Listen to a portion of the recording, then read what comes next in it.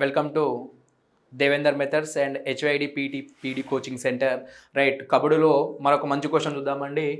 కబడ్డీ ఆటలో క్రింది వాటిలో లేని అధికారులను గుర్తించండి. కబడ్డీ ఆటలంట కింద కొంతమంది అధికారులను ఇచ్చిండు, లేని వాళ్ళను గుర్తిద్దామండి. ఎవరు ఉండరో ఒకసారి చూద్దామండి.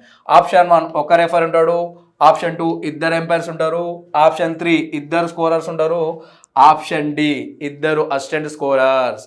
మరి కబడ్డీ ఆటలో రెఫరీ ఒకడు, రైట్, ఒక రెఫరీ ఉంటాడు. అదేవిధంగా ఇద్దరు ఎంపైర్స్ ఉంటారు, ఎదురెదురుగా నిలబడి కబడ్డీ ఆటను మొత్తం ఆడిపిస్తుంటారు డయాగ్నల్గా తిరుగుతూ. దెన్ థర్డ్ వన్ వచ్చేసి ఇద్దరు స్కోరర్స్ అన్నాడు. ఒకసారి మనకు అర్థమైతే ఉన్నారా లేదా? స్కోరర్ ఉంటాడు, మరి ఇద్దరు ఉంటారు చూద్దాం. ఇద్దరు అసిస్టెంట్ స్కోరర్స్ ఉంటారండి. రైట్, మరి కబడ్డీ ఆటలో ఒక్కడే స్కోరర్ ఉంటాడండి, ఒక్కడే స్కోరరు. పాయింట్స్ నమోదు చేసుకునే అధికారిని స్కోరర్ అంటామండి. మరి లేని అంటే ఇద్దరు ఉండరు కాబట్టి ఇద్దరు స్కోరర్ మాత్రం ఉంటాడు. మనని కన్ఫ్యూజ్ చేయడానికి ఇచ్చింది కాబట్టి ఇద్దరు స్కోరర్ ఉంటాడు.